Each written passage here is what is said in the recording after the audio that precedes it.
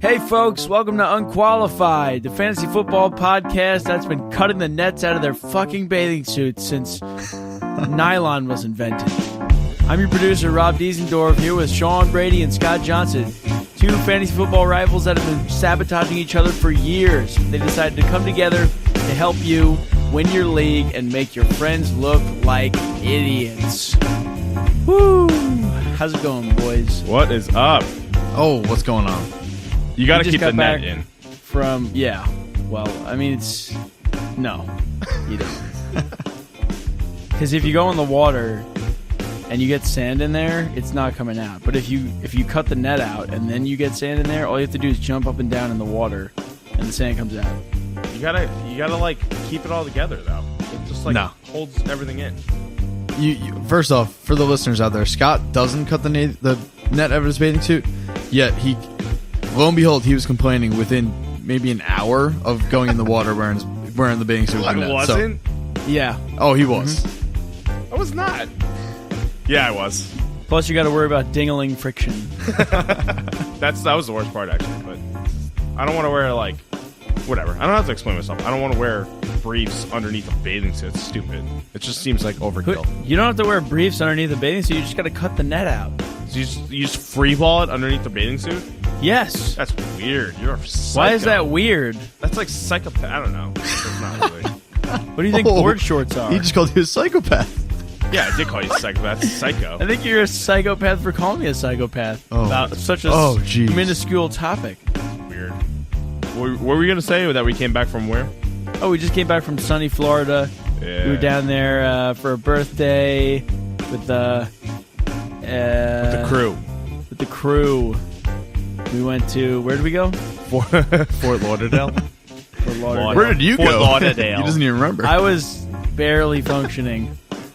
Yeah, you really weren't. You were like thank God you guys were there, otherwise I would have gotten lost. Singing and screaming and getting to your flight 10 minutes before takeoff.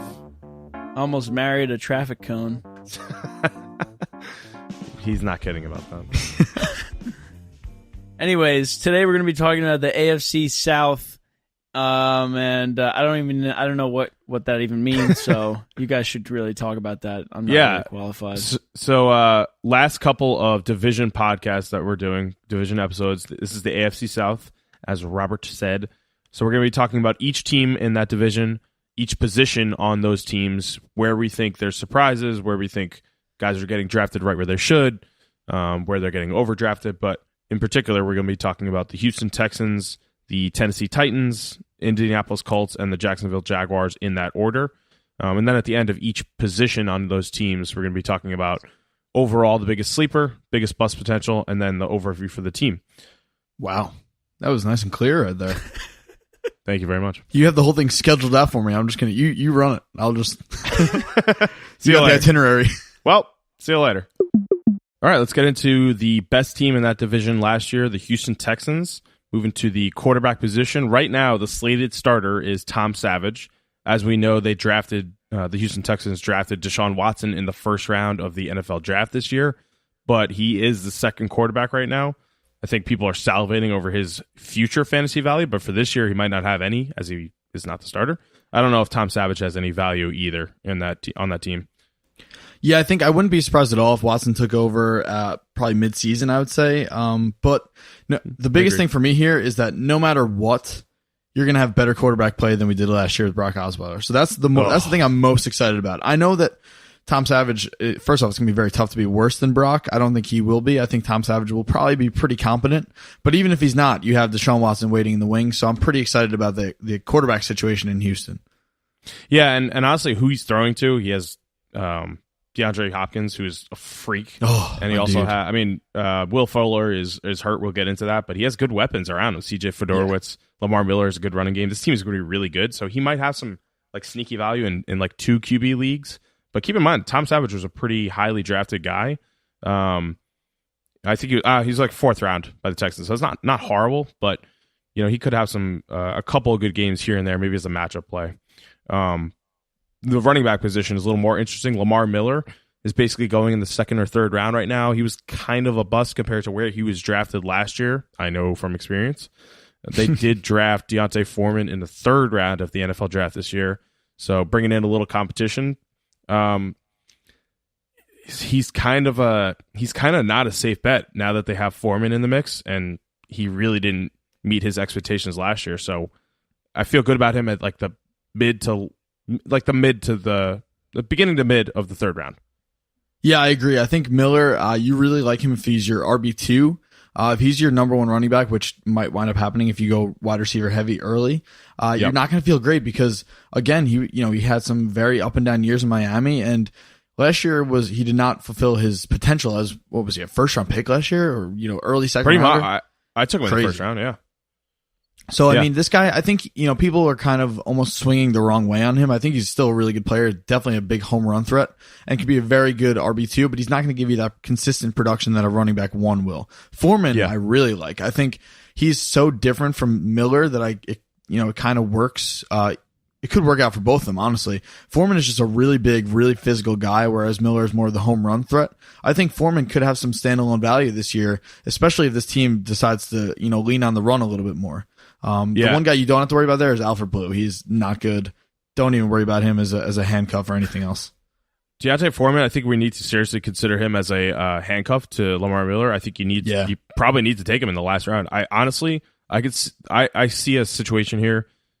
First of all, Lamar Miller, where he had value was a change of pace back in Miami. You're right. Yep. But the knock on him was that maybe he couldn't sustain if he got a ton of carries, but he kind of needed that based on his production with such a small sample size, like a small carry size. And then they gave him all those carries last year, and he didn't do anything with them. I think he just got 1,000 yards. So I can see a situation where Deontay Foreman actually takes his backfield over because he's a physical runner. That's kind of what Bill O'Brien likes better. And by week 12, maybe he takes over. So you need to draft him if you're drafting Lamar Miller in the second or third round where he's going. Could not agree more. Yeah. I probably should have asked this 11 episodes ago, but what the heck does a handcuff? What is a handcuff? I still don't even know. Good question. So a handcuff, I think we covered this in one previous episode, but a handcuff is basically the guy that would take over the starting job if the starter got hurt. So Lamar Miller is kind of injury prone, and if you're drafting him in the second or third round, you want an insurance policy basically, and you're drafting Deontay Foreman in the last round or second to last round of your draft on the off chance that Lamar Miller gets hurt, because now Deontay Foreman can just basically take that backfield over and give you the production that Miller would have given. The key to that is the last part, because there's a ton of backups out there that people will say, oh, I got to handcuff my player. But if your backup is an Alfred Blue level player, I don't think you need to handcuff him, because even if the starter went down, you'd still be getting, flex worthy value at best. With Foreman, I think there's plenty of value in the Houston backfield. If he took over the job, he'd be a running back 2, maybe a low end running back 1 if he's getting goal line work consistently. So that's really the key here, is that he has to be a good player playing behind the starter. That's really the key to a handcuff. Gotcha. Yeah, and you really want to handcuff like your stud guys. You don't need to handcuff like a round 9 guy like a Rob Kelly in Washington or something like that. That's why you do it with like a good player like Lamar Miller. Wide receiver, so a position you don't have to worry about handcuffing. Wide receiver, or for the most part, DeAndre Hopkins. That was an off year or tumultuous career here so far, but DeAndre Hopkins is the guy there. He's getting drafted in the second to fourth round around. Maybe not second, maybe third and fourth round. I think that's right where he should be, and I could see a huge bounce back year for him if they stabilize that quarterback position a little bit more. Yeah, I think his nickname Nook gives you a lot of flexibility in your team naming possibilities. So that's an added bonus there. This guy's phenomenal. One of my favorite players in the league. And there's no way that Tom Savage is as bad as Brock was last year. So no matter what, you're getting better quarterback play. There's a little bit of a hand issue for Hopkins right now in the offseason, which I already own him in one of my leagues, full disclosure here. So I'm a tiny bit worried about that. But in general, for the price, you're not going to get wide receiver 1 ceiling from a guy in the late in the third round, but for some reason Hopkins is going there this year. I love him this year. I think he's being a little bit undervalued, and take him and just enjoy your Sundays. That's what I say. Yeah, that's really what you want in the third round or fourth round. You want guys that have high ceilings. High floors. So we saw his floor last year, which was around 950 yards and 5 touchdowns with Brock Osweiler throwing it to him. who can't throw it deep for the life of him. And Tom Savage and Watson should be able to, at least better. And his ceiling is wide receiver 1, like top 5 production. So that's awesome value. And if you reach for him in the beginning or the end of round 2, I wouldn't hate it necessarily. Other guys in that wide receiver core, Will Fuller is hurt, broke his collarbone. He's out for another few weeks. He's not going to be back until week 5 to 8. So stay away from him in drafts. Honestly, 2 guys that might fill his place: Braxton Miller and then Jalen Strong. Jesus. Those 2 guys I wouldn't really worry about. Maybe Braxton Miller as a flyer or waiver wire guy eventually, but it's really just DeAndre Hopkins in Fuller's absence. Yeah, I think the one thing that we're going to miss from this offense while Fuller's out is he's the guy really that for them takes the top off the defense. In my opinion, I call him the rich man's Ted Ginn, because while his hands aren't good by any stretch of the imagination, at least he has them, unlike Ted Ginn. So they're going to miss that for the first couple of weeks of the year. But when he comes back, they're going to be an absolutely unstoppable offense. I think as long as the quarterback is getting the ball out consistently, whoever the quarterback is, they're going to be fine, just fine. And I even like the tight end this year. So there you go. CJ Fedorowicz, I was going to say, he's going to be the security blanket for Savage and Watson. Young quarterbacks and unproven quarterbacks love tight ends in the middle of the field. They love slot guys or anyone going across the middle of the field. And Fedorowicz had pretty good value last year, actually, with Osweiler. So I could see him being a low end, even tight end 1. And where he's barely getting drafted. I think you could take a flyer on him as your like last round pick or second to last round pick after you, or before your defense and kicker as like a backup tight end. If you have like a Rob Gronkowski, that would be a perfect backup. Yeah, I mean, as a Hopkins owner last year, it absolutely crushed me to see Fedorowicz getting so much work in the middle of the field. For that reason alone, I kind of like Fedorowicz this year. I think that's especially going to be important with a new quarterback that might lean on the tight end a little bit. I agree. I think I see him as a tight end too, maybe a solid bye week fill-in. First of all, any guy who's got Fedora in his name, I mean, I don't know what to think. It's not looking good. You gotta like him. I don't know. It's not looking good. Maybe what is he, the Jason Mraz of the NFL? You guys are both throwing shots right now. Firing. Oh, man. And then, but it's follow up. Why the hell is DeAndre Hopkins' nickname Nook? I couldn't tell you. I have no clue. Is Nook or Nook? Nook. I think it's pronounced Nook. Maybe it's in the middle, like Nook. Nook of the North? Yeah, I don't know. What? Nobody knows? Rob, look that up while we get into the sleeper and bust guys. Yes. All right. Sleeper. Honestly, Deontay Foreman, just because of like the handcuff value there. He has immense value if Lamar Miller goes down, and Miller has not been the most, he's been injury prone in his career. Biggest bust potential, it's Lamar Miller, just in terms of where he's going, and he didn't really put it together like we thought he would last year. So I think owners are giving him a second chance being drafted where he is, but I don't love him this year. And then this team is awesome. This defense is amazing. Jalen, Jesus, why am I keep on Jadeveon Clowney? Keep on messing up names today. Is a freak. He could be the defensive player of the year. JJ Watt hopefully will be healthy. I think this team will go 12-4 or even 13-3. Ooh, wow, I like that. That's music to my ears. For me, I think I'm going to start with my bust, and this is kind of like a very smaller scale bust here this year. You don't need to draft Deshaun Watson on your fantasy team. So many people are taking him in their drafts. There's no point. You're going to wind up dropping him in the first couple weeks anyway when the first week 1 wonders come out. Don't waste a shot at a lottery pick that might win you your league late in the draft.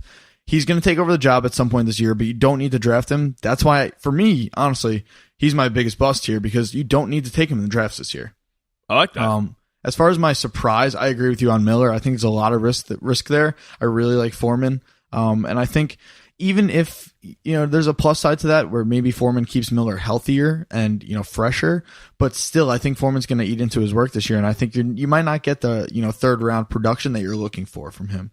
I think this team's more of a 10-6, 11-5 team, but I think they're definitely going back to the playoffs. And I think they might make some noise there with that defense. Yeah. I got us an answer on the Nuck thing. Oh, sweet. It was apparently the only brand of Binky he would use as a kid. Oh man, and he rides with that in the NFL, where people Binky. like, oh man, that takes balls. Way lamer than I thought it was going to be. Yeah, but think about it. Think about it. He's rocking his like baby nickname in the NFL. Yeah, that's what I call confidence. Weak. That's what I call rational confidence there. I guess. He's got like a complex. He's got some kind of Freudian thing going on. He might. Anyway, draft him though. Draft him though. He's getting drafted later than he should. Moving along to the Tennessee Titans, a team I love this year. Quarterback position, Marcus Mariota. Love this guy as well. He was a freak athlete. He had a ton of value with his legs last year. He got a pretty bad injury towards the end of the year, but for a stretch in the middle of the season, he was the top scoring fantasy option. And where he's getting drafted right now as a QB2 basically, or a low end QB1 is insane. He has top 5 potential, and I think he can really deliver this year in putting a full season together. Wow. I mean, I think I kind of view him in the more traditional thing you just mentioned, where he's kind of more of a QB2 with a ton of upside. He's someone I really like if he's my second guy on my roster. I think just his upside with, obviously, as you mentioned, his legs, and then this guy takes care of the ball like no other. So I think between his legs and his ball security prowess, I think this guy's a really solid second quarterback. If you take him as your one, that works out too. But for me, I'd like him most if he's one of 2 guys that I have. Yeah, I think I could see him myself drafting him as my starter, but then coupling him with another quarterback like a Matt Stafford or I don't like Ben Roethlisberger, but one of those guys like towards the end, like another QB2 basically, or like an Eli Manning or Phillip Rivers, someone like that where he's a serviceable backup if Marcus Mariota gets hurt. But I love Mariota's potential. I think a top 10 season is coming for him, and where he's getting drafted is immense value. But running back situation is a little different. DeMarco Murray is a starter, and he's pieced together a nice couple of years, especially his first year in Tennessee last year. But Derrick Henry is in the wings, and this running game is going to be good regardless. Yeah, I think, to get Murray, you're probably going to take him somewhere in the second round, which is running back 1 territory. I don't hate that as long as you can get Derrick Henry later. I think Derrick Henry is huge here. I think he's a guy that's a great late round flyer, even if you don't have Murray on your team. I think get him while you can. This guy is in the future going to be a first round fantasy guy, in my opinion. I think he's just way too good. And as long as he's on the Titans with that phenomenal run blocking offensive line, whoever's toting the rock for them is going to be no doubt running back 1. Yeah, so to go back to handcuffs, like we talked about with Lamar Miller and Deontay Foreman, this is like the number 1 handcuff. If you have DeMarco Murray, you 100% need Derrick Henry. The problem is that, like you said, you should draft him even if you don't have DeMarco Murray. A ton of people are doing that, so it's going to be hard to get him because he's probably going to go a round or 2 earlier than he actually should. But you absolutely need him. So reaching for him in like round 9 as opposed to like round 11 where he should be going, it's not a horrible idea because he actually might be able to take that backfield over even if DeMarco Murray is healthy. So yeah, there's a ton of value in this running game regardless, but you need both. That's Bill Murray's son, right?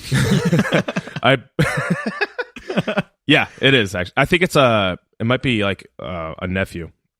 He used to be an actor. That's all I had to say. Excellent. Yeah, good. He used to be an actor. Yeah. Well, he's going to be acting well on... No, that was not a good transition. Never mind. Forget that transition. Let's just talk about the wide receivers. Nice. Good transition there, Scott. Anyway, Corey Davis was drafted 5th overall by the Titans this year. They just picked up Eric Decker in free agency, and then they also have Rashard Matthews as well that had a ton of value last year as kind of their slot guy. All 3 of these wide receivers honestly have potential, and they're getting drafted like around the same as each other. I think Corey Davis has the biggest upside. Eric Decker, though, in the red zone, with Mariota throwing it to him in the red zone, is going to be music to everyone's ears. Yeah, I really like Corey Davis this year. He's a little banged up right now, and as long as he comes back healthy and gets on the field, I think he's going to be the top option on this team. Decker, as you mentioned, great in the red zone. He's a really, really good number 2 receiver. So as long as Davis establishes himself as the one there, Decker should be a solid flex play this year. Matthews, I don't know if there's enough room for him to kind of coexist with the other two quite to the extent that he did last year, but he could be, especially if one of these guys goes down, he could be a very nice option, very under the radar option this year. I really like all 3 of these guys as football players. I think there's a really good core of receivers here for Mariota to grow with. And again, I have no problem with you guys taking any of these 3 guys as your wide receiver 3 or 4, because if, the upside here is huge if they wind up being the number 1 option in this passing game. Yeah, and a few years ago, it's definitely changed now, but a few years ago, everyone told you to stay away from rookie wide receivers. This is one this year you don't have to stay away from. We saw a couple years ago, Mike Evans and Odell Beckham and Kelvin Benjamin all came out the same year, I think 2014, and all had 1,000-yard seasons. So there is value for rookie wide receivers, and Corey Davis could be the guy that gets 1,000 yards this year, especially growing with Mariota. And then Decker, I could see him getting double-digit touchdowns. As far as yards, maybe like 800, but still some value there as like your wide receiver 4. So all good value there. Now, I just want to make sure I'm getting this right here. Now, that's Richard Matthews with an SH, right? Richard. Is that Richard? Richard Matthews. Or would you pronounce it Richard? There's like 2 Z's. My name is Richard. Like lizard, Matthews. but Rizzard. Rizard. I don't even know. Reassured? You've said so many pronunciations, I don't know which one to go with. Rizard. Richard. All right, we're gonna. I think you're like a tape recorder that's broken. No. Tight end, Delaney Walker, good tight end. Tight end 1, top 5 potential. Now you piss me off, Rob. No, okay. He's super underrated and is a really, really good fantasy player. I think, obviously, them getting Decker to eat up some of those red zone targets will hurt Walker a little bit. Yeah. But I still really like him this year as a very quiet mid-tier tight end 1. Take him and forget about it. A lot of people go crazy either like we do, ignoring the tight end position or getting one really early. This is a guy that you don't have to do either one with. You can kind of take him in round maybe 7, I think, and feel really good about it. So he's a guy that I really like this year. Yeah, after you get a couple of running backs and wide receivers at, maybe 3 of each, take Delaney Walker if he's still there. It's really good value. He got 800 yards and like 7 touchdowns last year. Should pretty much stay the same. As far as biggest surprise, hey Rob, sorry for yelling at you before, by the way. That was rude of me. Anyway, biggest surprise and bust and overlook. Yeah, overview of the team. Biggest bust potential, I want to say that first, is DeMarco Murray. He's getting drafted early, and yes, he's put together a couple of good seasons, but he had a terrible season in Philly a couple of years ago. He's stayed healthy, I think 2 out of his 6 seasons or something like that. So be on the lookout for him. You need to draft Derrick Henry. Biggest surprise, I think, could be Marcus Mariota, because I think he could be a top 10 quarterback, and he's not getting drafted as one. This team, I think, I think they're going to be awesome. The defense, it's a little suspect, but I can see a 10-6 like wild card season coming. Yeah, I mean, I'm kind of thinking along the same lines. I completely agree on Murray. This is a team where I actually really like all of the pieces. I like all of the value of all the pieces, except for the first guy that's going to get drafted in fantasy drafts, which is Murray. So I think Murray is the big bust potential here. You can name any other player we just talked about as a sleeper, and I would buy it. I think this team is really getting slept on this year. If you take a Titan, you're probably in good shape because their offensive system is really, really solid, and it just is not going to blow up your team, your fantasy team, with donuts every year. I think they're a very safe and predictable, good team. So I think, with that being said, I think I see them as kind of overperforming what they probably should do, and I think they're like a 9-7, 10-6 playoff team, like you said. Yeah, and I just want to say that Scott really hurt my feelings before, and it's not funny, but I'm gonna talk to HR about this. All right, get back to me on that and see how it goes. Yeah, we'll see. All right, let's move on to the Indianapolis Colts. Seems like every year people think they're going to do well, and then they never really do, honestly. I don't like this team, to be honest with you. Quarterback Andrew Luck having a pretty unlucky start to the season. You see what I did there? Ooh. Because he's hurt. He's hurt, guys. Looks like Scott Tolzien might start the season as their quarterback. And they're being very cryptic with Andrew Luck. We really don't know how severe his shoulder injury is. He had surgery in the beginning of the year, but it's not looking too good. Honestly, I would stay away from Luck in drafts. He's getting drafted too early, and he might not play for a couple weeks. Looks like it's really taking a Tolzien on him. Nice. Boom. Yes. This is one of the more significant teams that we're going to talk about because these guys are still, in my opinion, getting overdrafted because I don't think Andrew Luck's going to be healthy to start the year. I think Andrew Luck is a guy that if you're going to take him, he should be your second quarterback because you're not going to have him to start the year. So if you get a guy like Scott mentioned with Mariota on the Titans and you want to take Luck maybe a round later, then that's fine. That's a great strategy. It's good pairing. If you're counting on Luck to be your guy this year, you're not going to be in for a good start to the year at least. And, the jury's out on if he'll be able to come back, well from this shoulder injury. It's not like this is a, lower body injury. This is his shoulder that he throws the ball with. So I'm not feeling too good about him as my quarterback one this year. Yeah, one thing that a guy in our league did, which I didn't like at the time, but then I thought about it and saw how severe Luck's injury is. He took Stafford as a starter. Yep. And then a round later or 2 rounds later or something took Luck because we all kind of passed on him and we're sleeping on him. But he got him at really good value, and now he has Andrew Luck as his backup quarterback and Stafford starting, which is awesome. I love that strategy. Yeah, so you can do something like that. That's a perfect example.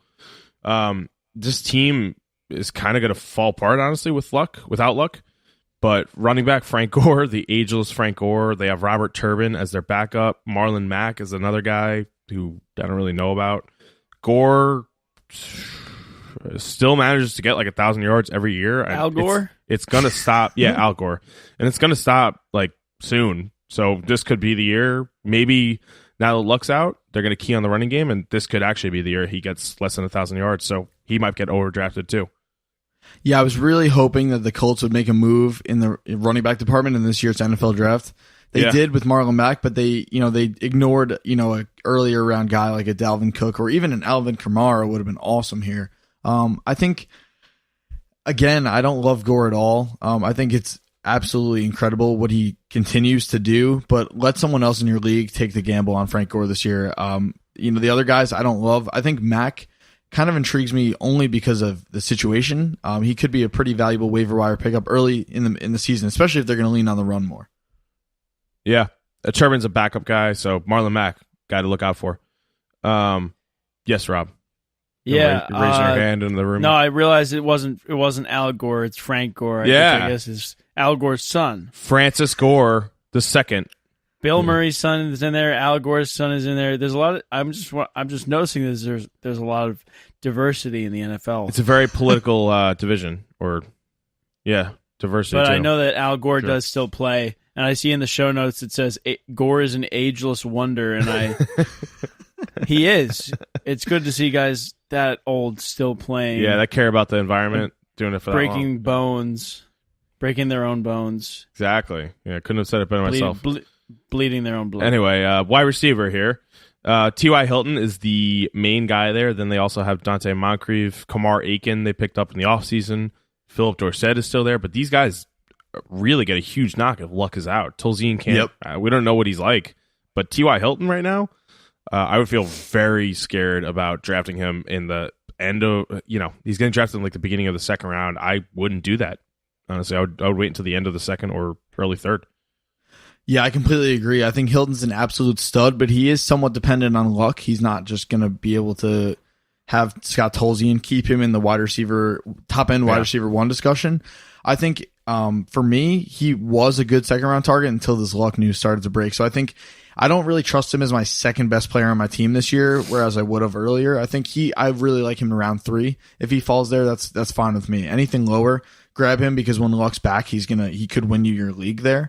But again, I'm pumping the brakes on these guys a little bit, especially because, none of these guys are outside of Hilton are lights out, even when Luck is healthy. So again, I'm not super excited about these guys. Yeah, and these guys did have some sneaky value when Luck was going to, like when we thought Luck was going to play the whole year, but now Dorsett, forget about. Kamar Aiken, forget about as a slot guy. Moncrief, I think he could get knocked down a couple of rounds there. What the a fuck? He could get knocked down. I was gonna say a few or a couple, and I said he sure could get knocked down. A fuck. Yeah, he could get knocked down a fuckload of rounds anyway. Sorry about that, guys and listeners. All right, Jesus, tight end. I'm like cursing a lot in this episode. T.Y. Hilton is Paris Hilton's son. No, it's her husband. Yeah, he's really the young. heir to He's the young. Hilton fortune. T.Y. Her Hilton. husband. Yeah. All right, let's get to Jack Doyle. Okay. Jack Doyle. Wow. Rob said a good name. He said the right name. Yeah. Cool. I know how to do that. Doyle rules. Jack Doyle is the tight end. They gave him a lot of money in this offseason. They let Dwayne Allen leave. He is an awesome late round tight end right now. Where he's getting drafted is like 120 overall. And basically getting drafted as like a low-end tight end one, which is probably where he should be getting drafted, but he could have some immense sleeper potential this year as the only tight end, even with Tolzien, who might rely on him a lot. Yeah, I was just going to add, while we bump down the wide receivers, I think Doyle is in a unique spot because even if Tolzien starts, second tier and backup quarterbacks love to throw to tight ends as a security blanket. So I don't bump him down too much. Yeah. All right, biggest bust potential, sleeper potential, and overlook on this shitty team. Biggest bust potential is Andrew Luck because he's getting drafted still as a quarterback one, and he might not play the whole year. And then you can make an argument for T.Y. Hilton as well. Biggest sleeper potential is Jack Doyle, honestly, because not a lot of people know about Marlon Mack, and he's probably third on the depth chart. So Jack Doyle could be a top 10 tight end, probably will be. And then this team, they suck at 6-10, maybe 5-11. I don't like this team. Sorry, I got it all out. All right, for me, I kind of agree with everything you said. The only thing I'll disagree with is I don't think Hilton's going to be a bust here. I think he's still going to be the number one wide receiver on this team, and he's still going to get a ton of looks even when Tolzien's in. I don't think Luck will be out too late, into the season. I think if he might miss, the first 3 weeks maybe at most, I think, but he will get on the field, and when he's on the field, he's looking for one guy, and it's T.Y. Hilton. So I do still like T.Y. Hilton, especially, as I mentioned, if he's my third wide receiver. My biggest bust is Frank Gore. I think this guy is cooked this year. I think this is it. This is the time when it all falls apart, and they're gonna go from having a mediocre at best running game to absolutely no running game. I think my sleeper, I agree, is Jack Doyle, and I think this team is going to be like 4-12. I don't think they're going to do anything this year. I think their division's getting better. They're not, and I think that's really going to come back to haunt them this year. Yeah, I'm excited to see Paris Hilton's son out there. All right, let's move along to the Jacksonville Jaguars, who are also terrible. The quarterback there is Blake Bortles, who was terrible last year. He was really good 2 years ago, and he was a garbage time king. Basically, like that team was down constantly 2 years ago, and he would throw a ton. Garbage. Garbage, yeah. You like garbage? Okay. No, he loves garbage. Oh, he does. Sorry. So that's how he got so many stats, so many good stats, and so many touchdowns 2 years ago. Last year, they couldn't really rely on him in non-garbage time. And he might not even be the starter. It might be Chad Henne, but this quarterback position is just stay away from it for now. Yeah, I kind of disagree with you, not on Bortles, but on this team. I think this team has a lot of good infrastructure. They just don't have the most important piece, which is a good quarterback. I think Bortles is the one holding this team back. He's not good, and I think this job will fall into Henne's lap very soon. I don't even know if that's going to help, but hopefully it does. Yeah.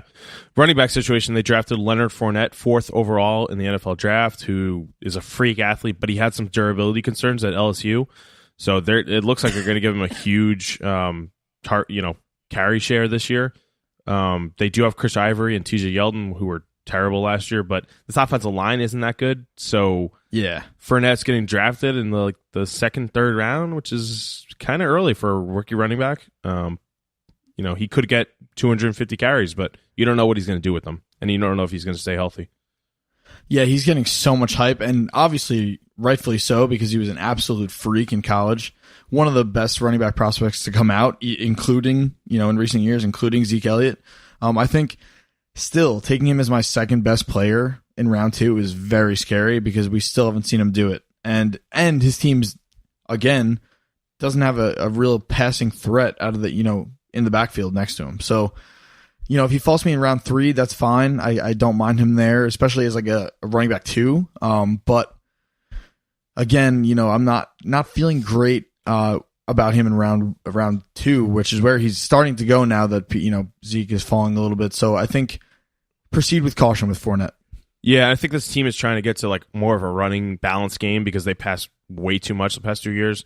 Hopefully that defense is a little shored up, so they're going to give him the rock, Fournette. It's just a matter of can he get through that offensive line? Can he overcome all those woes? So third round, I think I feel good about too. Wide receiver, Allen Robinson is a stud, but had a pretty off year last year. They also have Allen Hurns. They have Marquise Lee as the other guys. But Allen Robinson, we know his floor now. It's around 800 yards and 6 touchdowns like he got last year. But his ceiling is so high. He had 1,500 yards the year before when him and Bortles were really hitting it off. It's probably somewhere in the middle where he'll get. But I think he can have another bounce back year. Did you see the video of him telling Bortles to throw the ball inbounds? Did you see that? No, but I don't blame him. I agree with him. We need to get a rescue team together. We need to get this guy out of Jacksonville. It's just a poisonous situation. He needs to be. I thought they were good though. I thought they have the infrastructure in place, Sean. No, as long as Blake Bortles is throwing the ball, it's just not going to matter how good the defense, which we're not really going to talk too much about, is pretty exciting. They got a lot of good talent on that side of the ball. They have guys that we're talking about right now, Allen Robinson, Allen Hurns, and even Marquise Lee. That's a very good receiving core, and it doesn't matter, which is so tragic. But again, Allen Robinson, he's going now in like flex territory, which I feel pretty good about because of just how talented he is. So I kind of still like him this year in spite of all the troubles they have at the quarterback spot. Yeah, I think he kind of had a similar year to DeAndre Hopkins last year where they had great years the year before and then they had a terrible year last year. But both are probably due for a bounce back, and realistically, he could probably get another. He could get 1,200 yards and 8 touchdowns as long as they shore that quarterback position up. I agree. Allen Hurns, I would just stay away from. Lee, same thing. Lee had some good stats last year. I think he had 800 yards last year as well. But you need to figure out the quarterback situation first. Yeah, I think it's worth noting that they brought in Marquise Lee like around the same time as they brought in Robinson and Hurns, expecting him to be their wide receiver 1. So he's got a pedigree, and they really like him there. We're going to talk about the sleepers in a minute because I don't think we're going to spend any time on the tight end. Lee is somebody that I really like this year, especially as a guy that you may not even need to draft. He actually got drafted before Allen Robinson. Wow, yeah. So there you go. In the NFL draft. All right, so should we not mention the tight end? We'll mention tight end Mercedes Lewis. Don't draft him. There you go. That's how we mention him. Sucks. That sounds good to me. Sucks. This division sucks. I've been waiting to say this the whole time. Go ahead. Yeah, I can't wait to throw back a couple of Bortles a Henny. Oh man, you're good. That's pretty good. Well done. I also decided that my new thing is that I'm just going to start making up rumors about people. Okay. About players? T.Y. Hilton has 3 children in Peru. Andrew Luck owns a casino in Canada. And C.J. Fedorowicz, he's Jason Mraz's backup for when he can't make it to shows. And great. He's like his stage double. Excellent. Now let's talk about the Jaguars. Biggest surprise potential, Marquise Lee, I'm going to go with just because of the year he had last year and the pedigree he has. Biggest bust potential, Leonard Fournette. He's getting drafted way too early, and I think he's going to disappoint. I could see him scraping 1,000 yards, and that's like maximum for me. And then this team, I don't know. The defense is okay, but they need to shore up the quarterback position, so I could see like 5-11, 6-10, which is like always how they end up. Yeah, I agree. I really like Lee. I think Robinson is the sleeper somehow this year. I think he's getting a little bit underdrafted, and he's still a really, really good player. Hopefully they can figure out, the quarterback spot at some point in the near future. I agree with Fournette as the biggest bust potential. again, we still haven't seen them do it. So proceed with caution. And then I'm going to go even lower. I think this team's like a 4-12, maybe even a 3-13 team, because unlike the Texans, you mentioned that, he had that Robinson had a similar year to Hopkins. This team did nothing to get better in the quarterback spot. There's two new faces. Well, I think Tom Savage has been there, but there's two new faces basically in Houston. Blake Bortles and Chad Henne have been there, and they've been the two guys in Jacksonville for a few years, and they did not make any efforts to get better there. I don't understand it. So I don't see any reason this team's going to be any better than they were last year. Okay, so that wraps up the AFC South pod. As always, we really appreciate everybody listening to the podcast. We appreciate all your feedback. If you guys could go on iTunes and give us a review, it helps the show a lot. Helps us get a higher ranking in iTunes and get more listeners. And then follow us at Unqualified FF on Facebook, Instagram, and Twitter. We got some good polls and stuff coming up on the social media, and we want to hear from you guys. Also, I still need to hear about food players because I don't know any players at all. So, Sean and Scott are going to take it away. They're going to tell you what's coming up on the next episode.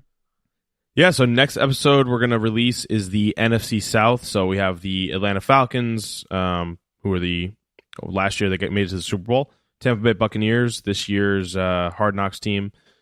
Carolina Panthers, and then the New Orleans Saints. Stacked teams. And this is probably one of the most exciting divisions, honestly. Yeah, and this is, a great division to end our season overview or preview on, because this team is one of the teams that will swing your fantasy season. Just these four teams are absolutely phenomenal offensively, and there's a lot of star players in this episode. So make sure you stay tuned. All right, now remember, guys, this is one of your last chances to draft players. So if you have any questions, message us on Facebook, tweet at us. We are on this shit 24/7 to answer your questions. That's all I have to say. Big gulps, huh? Well, all right. Well, see you later. Big gulps, huh? See you later. See you later.